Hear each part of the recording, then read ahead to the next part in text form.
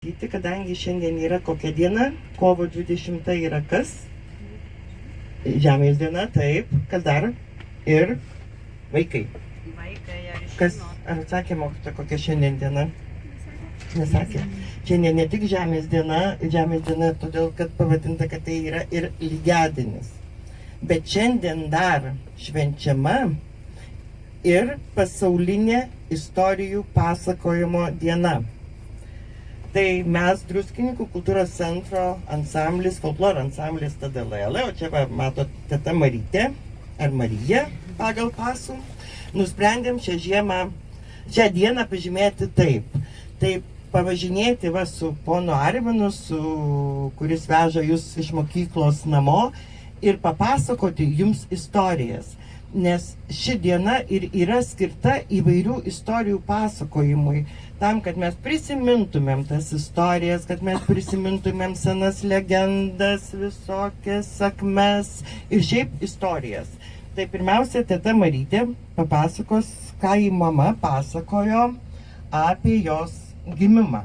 O tada vaikai, jeigu irgi ką nors papasakos, o jeigu ne vaikai, tai gal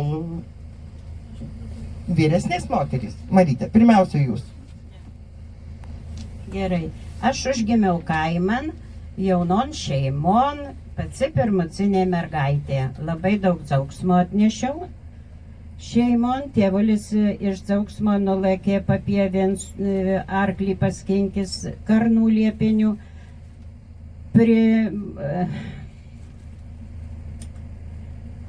Priplėšė ir nupynė lopšelį.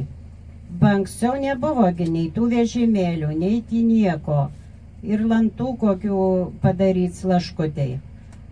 Pakorė tų lopšelį, pripynė raikščių ant lubų, ar ceulaškos, kad motulai nereikėtų lakiots per visų pirkių pasups mane. Motulai paguldė mane ten lopšelin. Ir mėgdė mane, o pats man pagėdojo. Tai dar paklausykit, pagėdosiu ir aš jumi. Ačišpulės laukan, parneškit paukštukų, su raudonu kuoduku, su geltonu snapuku, mėlynom akelėm ir raibom plunksnelėm, ramonėlių pievelės, žaliosios liepelės, čiučelių ledo kružėlį mano mažutėl.